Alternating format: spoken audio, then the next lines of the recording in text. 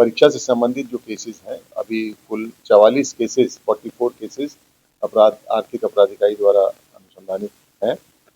और इसमें जो इस वर्ष नीट और री-नीट की परीक्षा आयोजित की गई थी उससे संबंधित 4 मामले आर्थिक अपराध इकाई द्वारा अनुसंधान किए जा रहे हैं।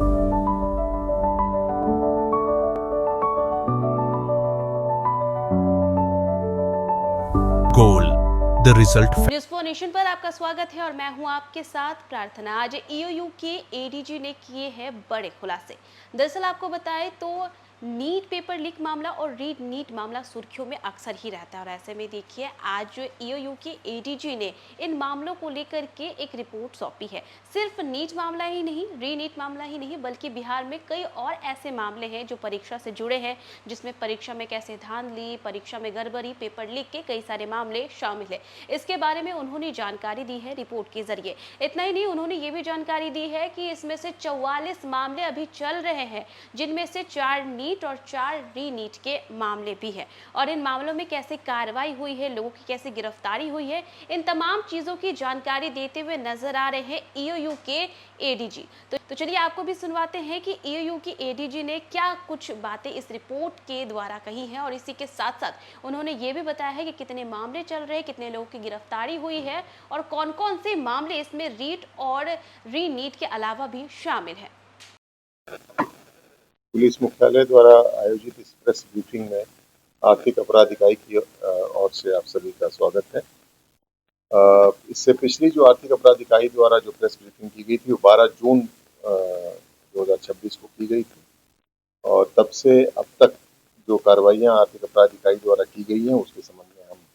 इस प्रेस ब्रीफिंग के माध्यम से जानकारी देंगे। तब से अब तक प्रतियोगिता परीक्षाओं में प्रश्न पत्र लीक एवं कदाचार के विरुद्ध आर्थिक अपराधों एवं संगठित अपराध के विरुद्ध आर्थिक अपराध इकाई द्वारा कई प्रभावी कार्रवाई की गई है और अनेक महत्वपूर्ण उपलब्धियां हासिल की गई है और इकाई द्वारा इन प्रकरणों की गहन जांच, दोषियों के विरुद्ध विधि सम्मत कार्रवाई तथा आर्थिक अपराधों पर प्रभावी नियंत्रण की दिशा में बराबर कार्रवाई की जा रही है। सबसे पहले तो बता दें कि जो परीक्षा से संबंधित जो केसेस हैं, अभी कुल 44 केसेस 44 केसेस आर्थिक अपराध इकाई द्वारा अनुसंधानित हैं और इसमें जो इस वर्ष नीट और री नीट की परीक्षा आयोजित की गई थी उससे संबंधित 4 मामले आर्थिक अपराध इकाई द्वारा अनुसंधान किए जा रहे हैं और इसमें अभी हाल ही में आप लोग अवगत भी होंगे, अभी कुछ महत्वपूर्ण गिरफ्तारियां आर्थिक अपराध इकाई द्वारा की गई थी। इसमें कुछ डॉक्टर्स भी थे, डॉक्टर उज्ज्वल राज, डॉक्टर रविशंकर और उसके भाई अश्विनी कुमार को 11 अगस्त को गिरफ्तार किया गया था और ये दोनों जो बहुत महत्वपूर्ण कांडों में वांछित थे। डॉक्टर रविशंकर की भूमिका जो है 4 मामलों में परिलक्षित हुई थी और उनके यहाँ से काफ़ी इंक्रिमिनेटिंग डॉक्यूमेंट्स और महत्वपूर्ण साक्ष्य बरामद हुए थे, जिसमें बायोमेट्रिक सत्यापन, हेरा फेरी, फोटो मिक्सिंग, स्कॉलर उपलब्ध कराने संबंधित साक्ष्य थे। इसके अलावा जो है इनके पास से फर्जी एडमिट कार्ड, शैक्षणिक एवं फर्जी आय जाति प्रमाण पत्र, दिव्यांगता प्रमाण पत्र, बैंक के बहुत सारे जो चेक, पासबुक, पहचान पत्र, कैश 2 लाख, डिजिटल उपकरण और कहीं जो एग्रीमेंट पेपर भी बरामद हुए थे और इनको पुलिस रिमांड पर लेकर भी जो है आगे की अनुसंधान में कर अग्रिम कार्रवाई की जाएगी। उसी प्रकार केंद्रीय चयन सिपाही चयन परिषद भर्ती 2023 में जो केस दर्ज हुआ था पटना के कंकड़बाग थाने में, उस केस का जो वांछित अभियुक्त था जन्मेजय तिवारी, जो अग्निशामक विभाग में चालक सिपाही है, उसको 3 जुलाई को गिरफ्तार किया गया है। उसने ही अभ्यर्थियों को उत्तर कुंजी उपलब्ध कराई थी और इस केस में पूर्व में 6 अभियुक्तों की गिरफ्तारी की जा चुकी है। इसी प्रकार बिहार पुलिस अवर सेवा आयोग पटना द्वारा आयोजित गृह रक्षा वाहिनी सेवा संवर्ग के अधिनायक अनुदेशक एवं एईडीओ परीक्षा जो बीपीएससी द्वारा संचालित की गई थी, उसमें उन मामलों में भी 3 संलिप्त अभियुक्तों, जिसमें राज समदर्शी राजा, अभिषेक कुमार एवं रितेश कुमार जो बायोमेट्रिक सुपरवाइजर था, उनकी गिरफ्तारी 30 जुलाई को की गई आर्थिक अपराध इकाई द्वारा। उसी प्रकार TRE 3 जो 2024 में हुआ था, उस परीक्षा लीक मामले में भी एक डॉक्टर मनीष कुमार जो नालंदा मेडिकल कॉलेज का पास आउट था, उसकी गिरफ्तारी की गई और उसके द्वारा ही 30 अभ्यर्थियों को हजारीबाग के कोहिनूर होटल ले जाकर परीक्षा का लीक प्रश्न पत्र पढ़ाया गया था। यह इस कांड में 296 भी गिरफ्तारी थी। उससे पूर्व में 295 अभी गिरफ्तार किए जा चुके थे आर्थिक अपराध इकाई द्वारा। और AEDO परीक्षा जो इस वर्ष संचालित हुई थी और जो बाद में कैंसिल भी की गई, उस परीक्षा में जो इन लोगों द्वारा गड़बड़ी की गई थी, उसमें रोशन कुमार जो Bhabha atomic research centre Bombay में टेक्नीशियन के पद पर कार्यरत था, उसकी गिरफ्तारी की गई। और उसी प्रकार आकाश कुमार की भी गिरफ्तारी की गई, जो अभी हाल ही में की गई। इनके द्वारा साई एजुकेयर प्राइवेट लिमिटेड के बायोमेट्रिक मैन पावर सप्लायर कर्मियों से मिलकर व्यापक स्तर पर मैनेज उम्मीदवारों को परीक्षा की उत्तर कुंजी उपलब्ध कराई गई। उसी प्रकार भ्रष्टाचार के विरुद्ध कार्रवाई में भी आर्थिक अपराध इकाई ने महत्वपूर्ण कार्रवाई की हैं। 12/6/2026 के बाद कुल 4 महत्वपूर्ण कांड दर्ज किए गए हैं, जो PC एक्ट में दर्ज किए गए हैं, जिसमें अधीक्षण अभियंता, कार्यपालक अभियंता, प्रोग्राम डिस्ट्रिक्ट प्रोग्राम अफसर जो जिला शिक्षा इसके इकाई के हैं, उसके प्रकार उत्पाद निरीक्षक सिवान के विरुद्ध कार्रवाई इसमें की गई है और इनके विरुद्ध कांड दर्ज कर अग्रिम कार्रवाई की जा रही है। और संगठित आर्थिक अपराध से संबंधित भी 2 कांड दर्ज किए गए आर्थिक अपराध इकाई द्वारा। ये 12/6/2026 को संतोष कुमार यादव, संतोष डॉन जो कुख्यात अपराध कर्मी है और उसके गिरोह के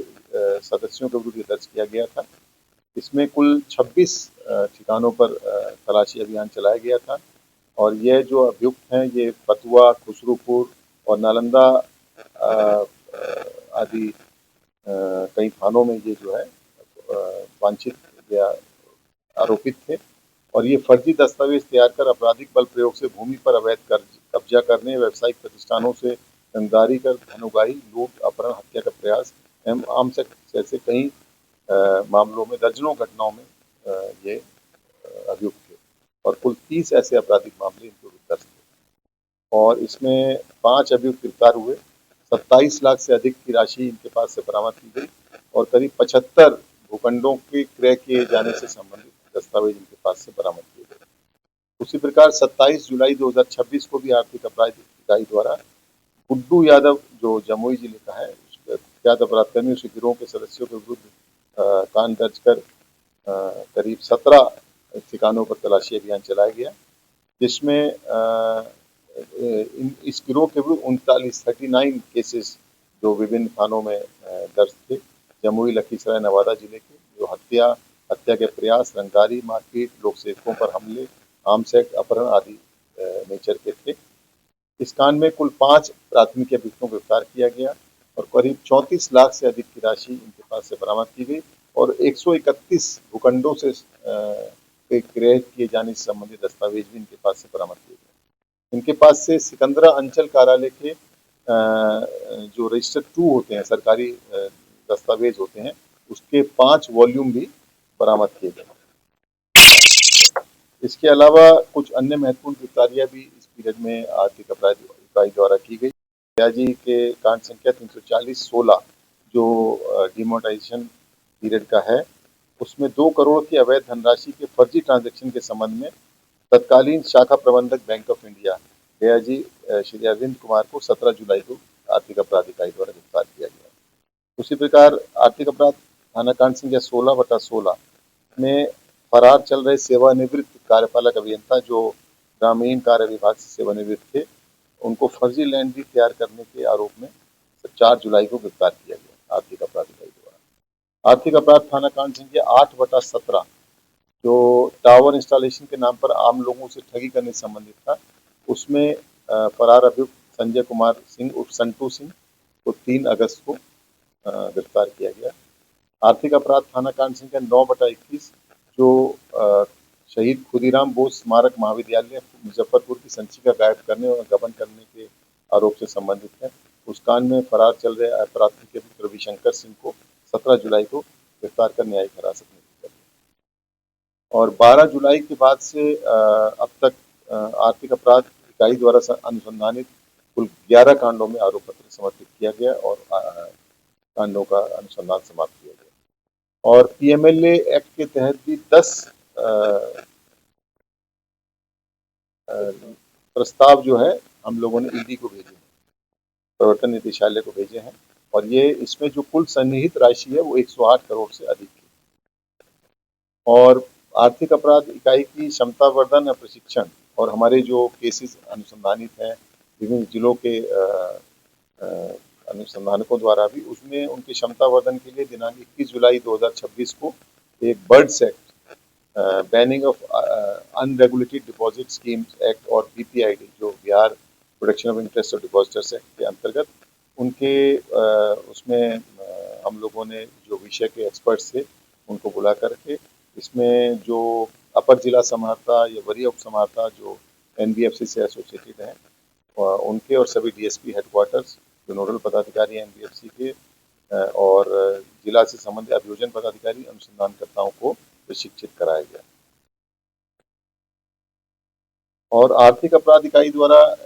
एक नई पहल भी की गई है। हम लोगों ने हाल ही में इंटेलेक्चुअल प्रॉपर्टी क्राइम सेल भी बनाया जिसको बौद्धिक संपदा अपराध शाखा का गठन किया गया है। उसी प्रकार संपत्ति संपहरण एवं राजसात शाखा यानी कि फोर्फीचर प्रॉपर्टी एंड कन्फिस्केशन सेल का भी गठन किया गया। और आप लोगों को बता दें कि आर्थिक अपराध इकाई की पहुंच जो है सिर्फ मुख्यालय स्तर पर ही नहीं हो बल्कि उसकी पहुंच जो है क्षेत्रीय स्तर पर भी हो। उसके लिए एक प्रस्ताव पुलिस मुख्यालय के माध्यम से गृह विभाग को भेजा गया है जो अभी सरकार के प्रस्ताव विचाराधीन है। इसमें 12 रेंजेस में 12 क्षेत्रीय इकाई आर्थिक अपराध संबंधित इकाई बनाने का प्रस्ताव है। उसी प्रकार border regional economic intelligence unit बनाने का प्रस्ताव है जो 8 जिले जो बॉर्डरिंग डिस्ट्रिक्ट्स हैं उसमें जो 14 अनुमंडल है उनमें, और प्रत्येक जिले के एक पुलिस निरीक्षक को आर्थिक अपराध पुलिस निरीक्षक आर्थिक अपराध के रूप में नामित करने का प्रस्ताव है जो इस पर कार्रवाई अभी निर्देशित भी करते हैं सभी जिलों में। ये वो जो 2 डॉक्टर्स जिनके बात आप कह रहे हैं उनको रिमांड पर लेने की कार्रवाई के लिए अभी प्रक्रिया आगे बढ़ाई जा रही है। पुलिस रिमांड पर उनको लिया जाएगा। और जहाँ तक परीक्षार्थियों की बात है, हम लोगों ने एनटीए को लिखा है जो परीक्षार्थी जिनके बदले में फर्जी परीक्षार्थी या स्कॉलर जिनको बोलते हैं वो शामिल हुए थे, उनके नाम पते उनके एडमिट कार्ड के संबंध में एनटीए से पत्राचार किया है और अभी एनटीए से बात भी की है। वो भी हम लोगों को जानकारियां नहीं मिली हैं, वो मिलेंगी तो उन पर भी कार्रवाई।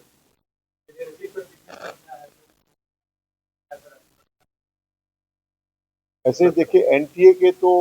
मामलों में करीब 9 मामले तो जो वहाँ रजिस्टर हुए थे, उसके अलावा टोटल 17 के करीब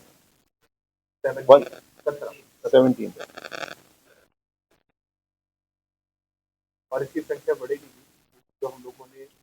लोगों को नए ये प्राप्त हुए हैं, साक्ष्य प्राप्त हुए हैं।